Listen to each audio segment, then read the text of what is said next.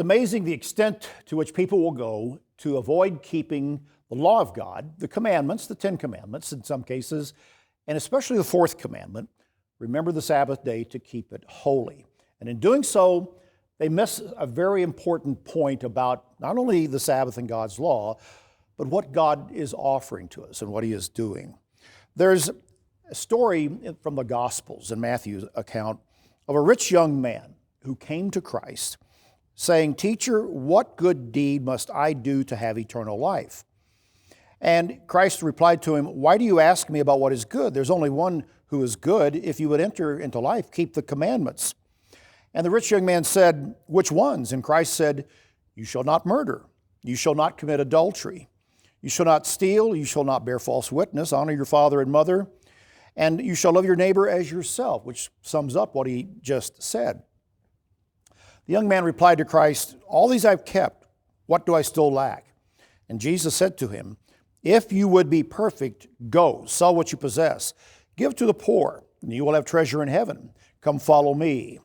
When the young man heard this, he went away sorrowful, for he had great possessions.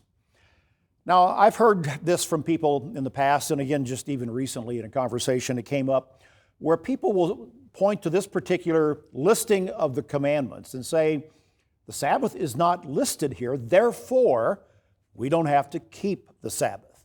Just love your neighbor as yourself. Be good, show mercy, be kind.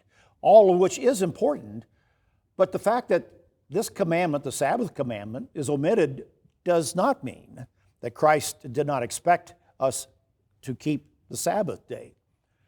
What also is omitted from this list is the commandment against idolatry, taking God's name in vain, bearing that up. Those commandments are not done away with as well, even though they are not mentioned. What Christ is doing here is not doing away with the Sabbath or just giving us kind of a simple moral code of conduct here. What He is doing, He is showing that we are to keep what we are to keep among all of the laws of God.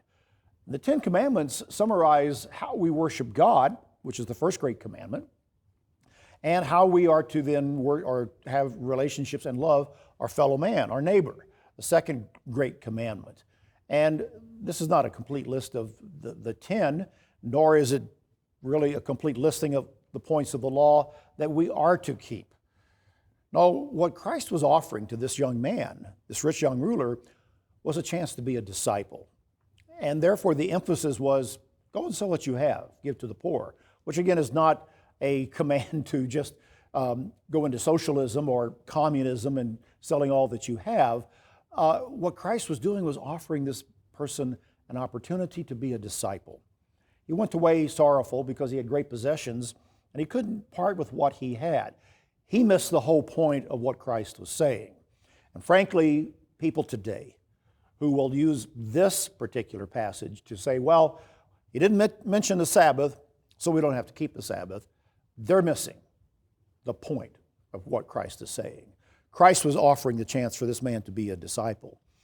He gives to us the chance to be a disciple. And in doing so, we have to be all in, and we must keep the commandments of God. We must worship God in spirit and in truth. Don't miss the point like this rich young man did. Understand exactly what Christ is saying, and don't look for an excuse. That's BT Daily. Join us next time.